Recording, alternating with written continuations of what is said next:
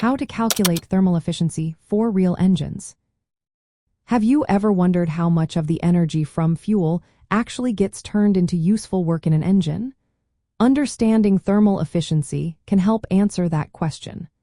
Thermal efficiency is a key concept in thermodynamics, especially when it comes to engines.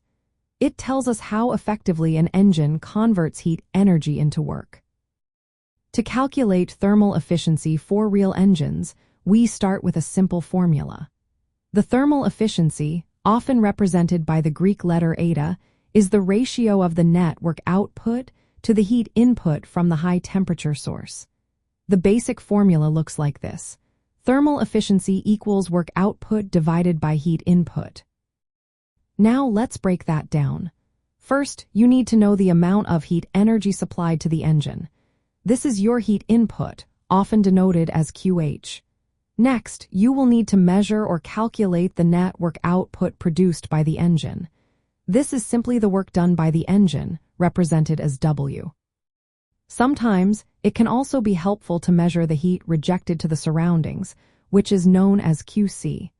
This is the heat that does not get converted into work and is lost. You can also express thermal efficiency using this information. Thermal efficiency equals 1 minus heat rejected divided by heat supplied. Keep in mind that real engines are not perfect. They have losses due to friction, heat loss, and other inefficiencies. Because of this, the thermal efficiency of real engines is always less than the ideal or maximum possible efficiency.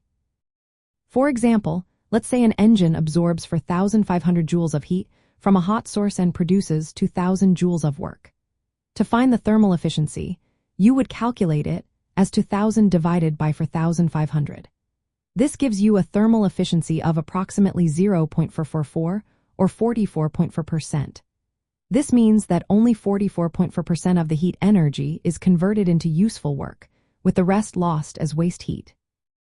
It's also interesting to note that the ideal maximum efficiency, known as Carnot efficiency, depends only on the temperatures of the hot and cold reservoirs.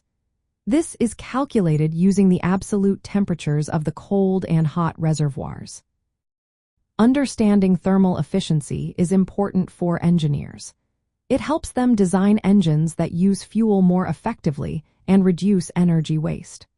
While real engines typically have efficiencies below 50% due to unavoidable losses, improvements in materials, design, and operating conditions can lead to better efficiency. So, calculating thermal efficiency for real engines involves measuring heat input and work output, then applying the ratio formula. This straightforward approach connects thermodynamic principles with practical engine performance.